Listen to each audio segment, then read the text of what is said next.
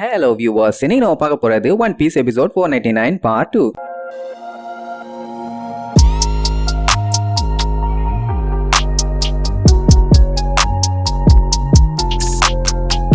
Open பண்ணா night time ஆகுது. நம்ம பையலுக்கு நல்லா கொரட்டை விட்டு தூங்கிட்டு இருப்பானுங்க. ஆனா ஏசு மட்டும் தூங்காம அந்த நக்குரி சொன்னதை யோசிச்சு பாத்துக்கிட்டே கிடப்பான். அந்த டைம் டங்குன்னு சவுண்ட் கேக்குமா, என்னடான்னு போய் பார்த்தா அந்த நக்குரி தான் வேலை பார்த்துட்டு இருப்பாரு. அவருக்கு எப்படியாச்சும் கப்பலை ரெடி பண்ணி கடலுக்கு போகணும்னு பயங்கரமான ஆசை. அதனால வெறிகொண்டு ரெடி பண்ணிட்டு இருக்காரு. ஏசு வந்து பார்த்துட்டு அப்படியே அங்கேயே நின்றுட்டு இருப்பானா. ஏன்பா என்ன மேட்ரு, போய் தூங்கலையான்னு கேட்டா அவன் அந்த டவுட்டை கேட்பான். அதாவது கேப்டன் ஆகணும்னா ஸ்ட்ராங் ஆகணும்னு இவங்க நினைச்சிட்டு இருந்தாங்க. ஆனா அவர் என்ன சொன்னாரு, அதை விட முக்கியமான இன்னொரு விஷயம் இருக்குன்னாருல, அதுதான் என்ன விஷயம்னு கேட்பான். ஆனா லாஸ்டா கேட்டதுக்கு தெரியல, மறந்துருச்சுன்னு சொல்லியிருப்பாரு. இப்பவும் அதான் சொல்லுவாரு, அவருக்கு மறந்துருச்சு. ஆனா நிஜமாவே ஒண்ணு இருக்குது. ஆக்சுவலா அவரை பொறுத்த வரைக்கும் அவர் ஒரு நல்ல கேப்டனே இல்ல. இருந்தாலுமே அவனோட குரூ கடைசி நிமிஷம் வரைக்கும் அவனை கேப்டன் தான் கூப்பிட்டு இருந்தாங்க. அதனாலேயே இன்னுமே அவரால் நக்குரி பைரட்ஸுக்கு கேப்டனா இருக்க முடிஞ்சது. அப்படின்னா என்ன அர்த்தம், கேப்டனா இருக்கிறவன் அவன் ஸ்ட்ராங்கா இருந்தா மட்டும் பத்தாது, அவனோட குரூ அவனை கேப்டனா ஏத்துக்கணும். அந்த மாதிரி தான் தம்பி ஏதோ ஒண்ணு வரும்னு சொன்ன உடனே ஏசுக்கு இப்ப தெளிவா புரிஞ்சு போச்சு. அதாவது தலைவன்னு நம்ம சொல்லக்கூடாது, 4 பேர் நம்மள தலைவனா ஏத்துக்கணும். அப்பதான் ஒரு தலைவனா இருக்க முடியும். அதுக்கப்புறம் தான் ஸ்ட்ராங்கா இருக்கிறது மத்த எல்லாமே. அப்படியே கட் பண்ண அடுத்த நாள் காட்டுறாங்க.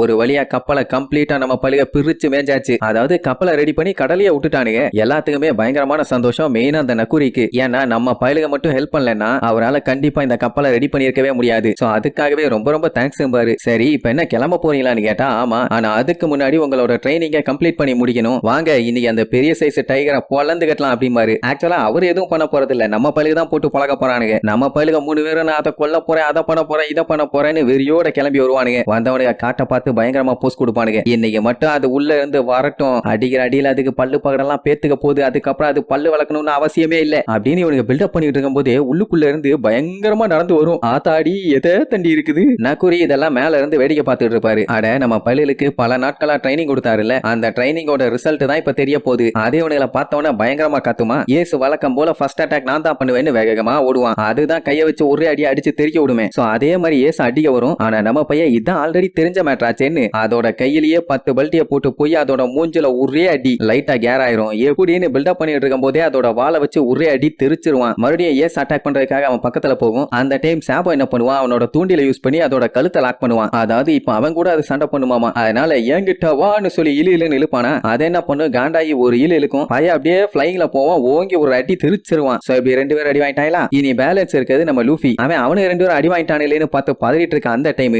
இவனும் எப்படியே நம்மள அட்டாக் தான் பண்ண போறான்னு சொல்லி அந்த புலி வேகமா அட்வான்ஸா அவனை அட்டாக் பண்ண வரும். அதை கொன்றுவேன், பிச்சிருவேன், அடிச்சிருவேன், மிதிச்சிருவேன்னு பயங்கரமா பில்டப் பண்ணிட்டு இருந்தவன் நேர்ல பார்த்தோன்னா அலண்டு போயிட்டான். பட் இருந்தாலும் பரவாயில்லன்னு கம்னு சொல்லி ஓங்கி ஒரு குத்து குத்துவான். அந்த குத்தெல்லாம் அதை தட்டி கூட விடல, அது மேல பட்டு பவுன்ஸ் ஆயிரும். அப்படியே வேகமா வந்து லூஃபி மேல பாயும். அதை பார்த்தோன்னே ஏசும் சாபமும் அவனை காப்பாத்துறதுக்காக வேகமா வருவானுங்க. கரெக்டா லூஃபி கிட்ட வந்து ஒரே அடி, அந்த இடமே தெரிச்சிரும். அவ்வளவுதான் லூஃபி காலியான்னு பார்த்தா அதோட அடிய சாபமும் ஏசும் சேர்ந்து தடுத்துட்டு இருப்பானுங்க. அவ்வளவு பெரிய மிருகத்தோட அடியவே 2 பேரும் சேர்ந்து தடுத்துட்டு இருக்கானுங்கன்னா அப்ப எந்த அளவுக்கு ஸ்ட்ராங்கா இருக்கானுங்க. பட் இருந்தாலும் அவனுங்களாலேயே முடியல, ஏன்னா இவ்வளவு பவர்ஃபுல்லா இருக்கும்னு அவனுங்களே எதிர்பார்க்கல. ஏசு நக்குரி சொன்னதை யோசிச்சு பார்ப்பான். அதாவது ஒரு டீமோட அப்ரூவல் தான், ஐ மீன் குரூவோட அப்ரூவல் தான் ஒருத்தனை கேப்டனா மாத்தும். அது வரைக்கும் அவன் கேப்டன் ஆகிறதுக்கு தகுதியே இல்லாதவங்கிற மாதிரி சொல்லியிருப்பாரு. சோ அதெல்லாம் யோசிச்சு பார்த்துட்டு என்ன ஆனாலும் சரி இதுகிட்ட நம்ம தோக்கவே கூடாது, எல்லாம் ஒன்னா சேர்ந்து ஒரு கை பார்த்துலாம் பானா. இதை பார்த்து அந்த நக்குரி வாவ் நல்லா இன்ட்ரெஸ்டிங்கா தான்ப்பா போயிட்டு இருக்குது அப்படின்னு ரசிச்சுட்டு இருப்பாரு. இப்ப என்னன்னா இவங்களால அதோட பவருக்கு ஈக்குவலா நிக்க முடியல. அதனால ஏசு ஒரு பிளான் பண்ணுவான். என்னன்னா அதோட வேகத்துக்கு இவங்களால ஈடு கொடுக்க முடியாட்டியுமே லூஃபியோட பவரை வச்சு அதை காலி பண்ணலான்னு. அதுக்கு ஏசு சாபோவை அதை டைவர்ட் பண்ண சொல்லுவானா. அவன் என்ன பண்ணுவான், ஏய்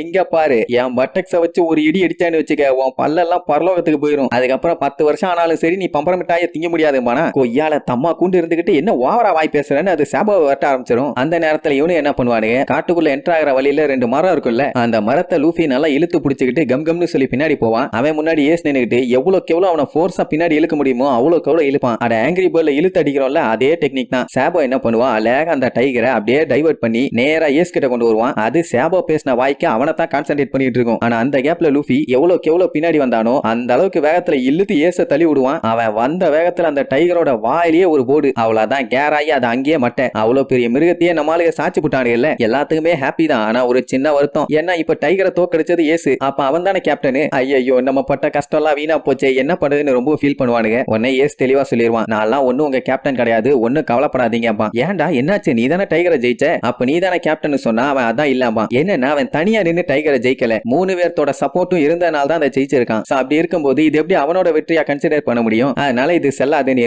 ஆனா ஒண்ணு, கண்டிப்பா ஒரு நாள் இல்ல ஒரு நாள் நீங்க தான் கேப்டனா இருக்கணும், நீங்க தான் கேப்டனா இருக்கணும்னு என் காலை புடிச்சு கெஞ்சுவீங்க, அதுவும் சீக்கிரமாவே. அதுக்காண்டி நான் காத்து இருக்கிறேன். வாய்ப்பே இல்ல, வாய மூடிட்டு கிளம்புமானுங்க. உடனே அவங்கத்த இவங்கத்தன்னு ஒரே காமெடி தான். இது எல்லாத்தையுமே பார்த்த நக்குரி, பரவாயில்ல பழைய நல்லா தேறிட்டானுங்க, இனி நம்ம கிளம்புற வேலையை பார்ப்போம் கிளம்புவாரு. அவனுக்கு 3 பேரும் கூப்பிட்டு, உங்களை பார்த்தால எங்களுக்கு ரொம்ப ரொம்ப சந்தோஷம், ஆனா நெக்ஸ்ட் டைம் உங்களை மீட் பண்ணும்போது கண்டிப்பா உங்களை நான் தோக்கடிக்காம விட மாட்டேன்பா. மிச்ச 2 பேரும் நல்லபடியா போயிட்டு வாங்கன்னு சொன்ன உடனே அவரு நான் காத்துக்கிட்டு இருக்கேன்னு சொல்லிட்டு அப்படியே மேல போட்டிருக்க துணியை விரிப்பாரு. எல்லாம் பார்த்துட்டு வாய பொளந்துருவானுங்க. என்னன்னா அதுதான் அவரோட பைரட் பிளாக். அப்புறம் அதை சூப்பரா மாட்டிட்டு எல்லாத்துக்கும் பை பை சொல்லிட்டு கப்பல் எடுத்துட்டு அங்க இருந்து கிளம்பிடுவாரு. இவங்க 3 பேரும் இதுக்கு முன்னாடி எப்படி இருந்தாங்களோ அதே நிலைமைக்கு மறுபடியும் வந்துட்டானுங்க. ஆனா இப்ப முன்ன விட பயங்கர ஸ்ட்ராங். அப்படியே கட் பண்ணி அந்த ப்ளூ ஜாம் கேப்டன் இருக்கான்ல, அவன் ஆளுகிட்ட சொல்லி சாபோவை புடிச்சிட்டு வாங்க, அவங்க அப்பா கிட்ட ரிட்டர்ன் பண்ண வேண்டிய நேரம் வந்துருச்சு, அண்ட் அவங்க அப்பா கிட்டையும் கண்டுபிடிச்சாச்சுன்னு சொல்லுங்கன்னு டேரரா சொல்றதோட இந்த எபிசோடுக்கு எண்ட் கார்டு போட்டு முடிக்கிறாங்க.